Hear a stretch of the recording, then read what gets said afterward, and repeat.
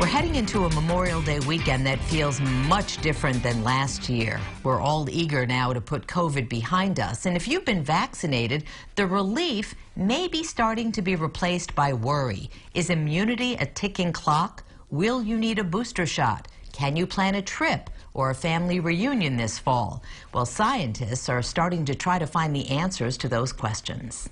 First, how long does immunity last? Scientists are analyzing blood samples from the first people who were vaccinated a year ago in trials, hoping to find whether antibodies continue to stick around or if they vanish. As for people who've had COVID, a recent study found that antibodies do drop after recovery, but they don't keep plummeting. They plateau and persist nearly a year later. Second, what's the ideal time for a booster shot? In the U.S., chief executives of the vaccine makers have predicted booster shots will be needed before the end of the year. The Pfizer chief executive says boosters could be needed as soon as September.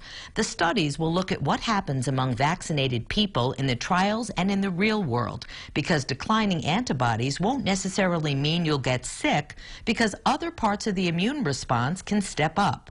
And finally, does your booster shot have to be by the same brand of vaccine? In small groups of vaccinated people, they'll test it out to see if after getting the Pfizer vaccine, can you take your third shot from Moderna? Scientists think there may actually be benefits to mixing and matching.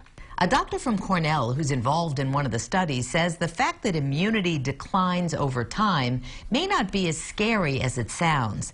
The shield of protection from being vaccinated doesn't just vanish all at once. And while trials have shown that the vaccines are slightly less effective against some of the virus variants, they still protect against severe disease and death.